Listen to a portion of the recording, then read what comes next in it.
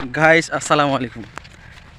দুজন মিলে আসরের নামাজ পড়ানো, আসরের নামাজ পড়ার পরে মেলা দিন তো ঘুরবার মন করছিল যে একটু ঘুরে টুরে বসি, মন টনলা ভালো হোক চিন্তা ভাবনা করে হেনে আজকে হঠাৎ করে সময়টা মিলে গেল।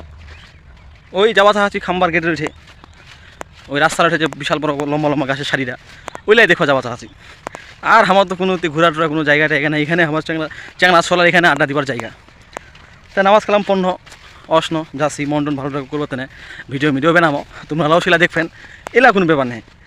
তো তোমরা যদি কারো মন টন খারাপ হয় চলে আসবেন তোমরা আমার গাঞ্জাবাড়ি বগল গোয়ালপাড়া এঠে, তোমরা তো সবাই চিনেন জেলা দেখবেন আর কি, খাম্বা লিমিটেড রাস্তাটা বিশাল বড় একটা রাস্তা।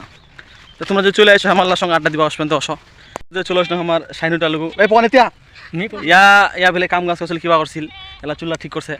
হ্যাঁ তাই ঘুরতে ঘুরতে চলে আসলো, এলা তো হিরো এলা বেলে হিরো দেখা যাচ্ছে, তোমরা দেখে নাও হিরো বুঝে আসছে নাকি। তো আমরা একটু ঘুরে রয়েছি ইয়াতে কাম কাজ করো মাকে সঙ্গে নামাজ হবে। গাইস আমরা তো চলে আসলো, এই দেখো রাস্তাটা, এই রাস্তাটা উত্তি তো একদম দেখা যায় না, একদম শেষ মাথা তো এই দেখা যায় রাস্তায় অনেক লোক ঘুরবার হচ্ছে।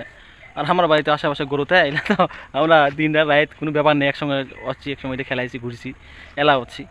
তো ঠিক আছে তোমরা আসলে অসো আর তোমরা তো এলা আমাকে পাবেন নি, তোমরা আসলে তুমি একলা আসবা লাগবে।